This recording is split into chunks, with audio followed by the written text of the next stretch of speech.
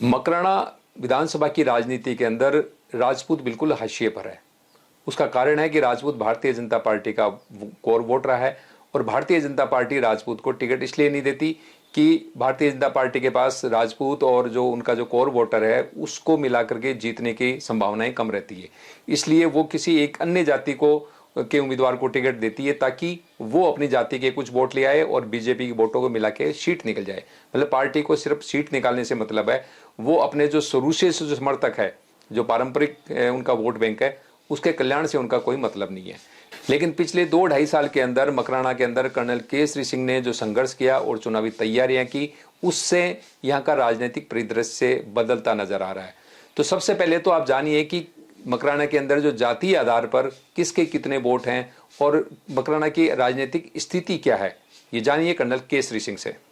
तो 2008 के बाद की मकराना की राजनीति और 2008 के पहले की मकराना की राजनीति एंटायरली डिफरेंट है, बदल गई। हाँ, हमने क्या किया, आप अगर इस तरफ बता रहे हैं, ये मकराना का मैप है।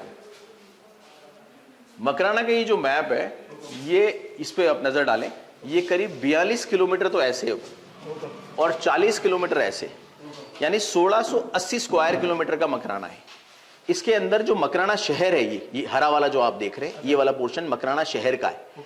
ये करीब 3 किलोमीटर बाय 3.5 किलोमीटर का जो एरिया है, 10 स्क्वायर किलोमीटर, यानी 0.9%, 1% से कम क्षेत्रफल है।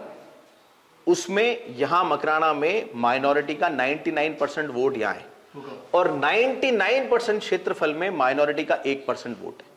फिर भी कांग्रेस क्या करती है, बार बार माइनॉरिटी को यहां से टिकट देती है और माइनॉरिटी को बाहर वालों पे डिपेंडेंट पड़ना पड़ता है। 200 पोलिंग बूथ पिछली बार बाहर थे और 47 पोलिंग बूथ अंदर थे नगर परिषद के अंदर। इन 47 पोलिंग बूथ के ऊपर तो कांग्रेस की शानदार पोलिंग हुई। 47 पोलिंग बूथ पे उनको 41,000 वोट मिले और इन 200 पोलिंग बूथ पे बाहर उनको 44,000 वोट मिले। इसमें 135 गांव आते हैं हुकुम, 39 वो 135 गांव की लिस्ट वहां लगी हुई है, 39 इसमें पंचायत आती है इस एरिया के अंदर। और ये वो बांका पट्टी का एरिया जो मैं आपको बता रहा था, इसके अंदर ये जो शिवरासी है, ये मेरा गांव है जो तक करीबन इसके सेंटर में आता है। मकराना विधानसभा कहने के लिए तो मकराना विधानसभा है, पर मकराना शहर खुद इस विधानसभा के बाहर पड़ता है ऑलमोस्ट। जूसरी ये नागौर की सबसे बड़ी पंचायत है। हमारे यहाँ इतनी बड़ी दोगलाबाजी हुई है, अगर अपन नागौर का एवरेज निकालें तो 2400 से 3200 वोट के ऊपर एक पंचायत बनी हुई है और यही जूसरी है जिसमें आज 20,000 से ऊपर वोट है। जानबूझ के इस मकराना के अंदर आज तक पंचायत समिति एक ही रखी गई है। बाकी आप किसी भी विधानसभा में जाएंगे आपको 2-3 और लोहावट जैसी विधानसभा में तो 4-4 पंचायत समिति मिल जाएगी। तो इससे क्या होता है, विकास कार्य रुक जाते हैं। जूसरी जो कि मकराना के एडजॉइनिंग है, इधर आगे चलेंगे आप मकराना, बोरावट और थोड़ा ये गुनावटी का इलाका जो नगर परिषद के अंदर आता है। ये जो एरिया है ये शहरी एरिया है। बोरावट एक नई नगर पालिका है जो पिछली बार तक तो पंचायत थी। इस एरिया के अंदर 1,15,000 वोट है इस इतने से एरिया के अंदर, और इस बाकी एरिया के अंदर 1,50,000 वोट है इस एरिया में। तो ये मकराना को 2 अलग अलग भागों में बांटता है। पिछले 30 साल में मकराना ने जितना भी नेतृत्व दिया है वो इस एरिया से दिया है, क्योंकि यहाँ का जो एरिया है ये पार्टी के हिसाब से चलता है। मगर इस एरिया के ऊपर कम ध्यान दिया गया है, जिसके चक्कर में ये पूरा बेल्ट जो है ये बहुत ज्यादा पिछड़ गया है। इस बार की जो राजनीति है जिसमें हमने 2.5 साल की तैयारी शुरू करी, वो हमने यहां से शुरू करी। हमने अपने 2.5 साल में 80% जो टाइम गुजारा है वो यहां गुजारा है। अब हम जातियों की बात करें, सबसे ज्यादा आज की तारीख में जो वोट है वो मुसलमानों के हैं, इसमें कोई शक नहीं है, मगर वो यहाँ एक जगह कंसंट्रेटेड है और उन्होंने ग्रामीण क्षेत्र से ज्यादा वास्ता नहीं रखा है, तो ये उनके लिए एक ड्रॉबैक है। तो अगर यहाँ से अगर जो मुस्लिम आता है वो यहाँ के तो वोट ले लेता है, मगर ग्रामीण क्षेत्र के अंदर वो नहीं ले पाता है। हाँ, दूसरा जो सबसे बड़ा तबका आता है वो जाटों का आता है, सिंगल उसमें। अगर मैं क्षत्रियों की बात करूं तो अगर हम उसमें चारण भी ऐड कर लें, ब्राह्मण राजपूत भी ऐड कर लें तो हम ज्यादा हो जाते हैं, मगर अगर कास्ट की बात करें तो वो जाटों का आता है। उनके काफी सारे इंपॉर्टेंट गांव हैं। अब क्या होता है साहब, ये एक ऐसी विधानसभा है जिसके अंदर 12.5 गांव चारणों के। उस टाइम में मुनिया ठाकुर साहब को ये ठिकाना मिला था और पूरे नागौर में सबसे अधिक चारणों की जनसंख्या जो है वो इस क्षेत्र के अंदर है। ठीक है, हमारे यहाँ करीब 3,900 से ऊपर चारणों के वोट है। ये पूरे गांव आप यहाँ से अगर शुरू करते हैं तो हमारे जो आपने खुड़द माताजी महाराज का नाम सुना होगा, तो खुड़द माताजी महाराज गेडा के पास आते हैं, मोड़ी चारणा, अमरपुरा, अमरसर, इन दो का, या अमर सिंह जी थे, उन्होंने अपने नाम से 2 गांव बसाए, अमरपुरा, अमरसर। ऐसे धीर सिंह जी थे, उनके नाम से धीजपुरा है। मोखम सिंह जी थे, बोखमपुरा है। धीज सिंह जी के नाम से 2 है, धीरसर, धीजपुरा।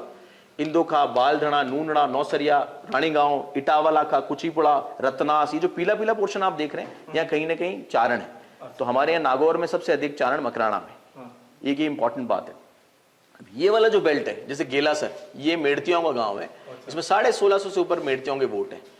अब आप पूरे नागौर के सबसे बड़े राजपूतों के गांव इस एरिया में है, गेलासर, चिंडालिया, चांडी, सूतली, रायथलिया, आसरवा, ये जो आप नाम पढ़ते जाते हैं ठेठ मकराना तक, यहाँ बरवाड़ा, बरवाड़ी, जूसरी, गुणावटी और मोरेड़, मामडोली, ये जितने भी गांव हैं इसमें तकरीबन अच्छे आर्थिक रूप से सबल राजपूत हैं जो शहरों में बस गए। आज जो मॉल ऑफ जयपुर है वो भी हमारे मोरेड़ वालों का है।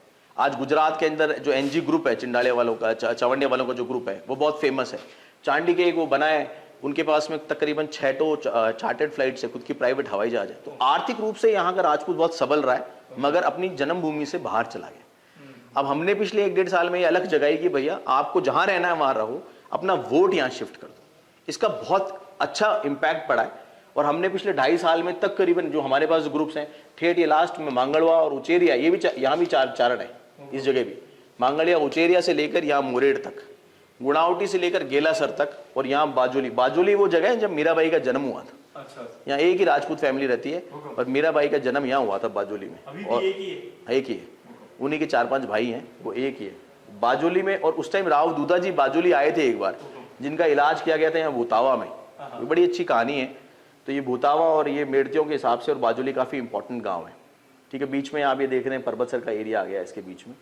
ठीक है, तो ये तो है मोटा मोटी इसकी ब्रीफिंग। अब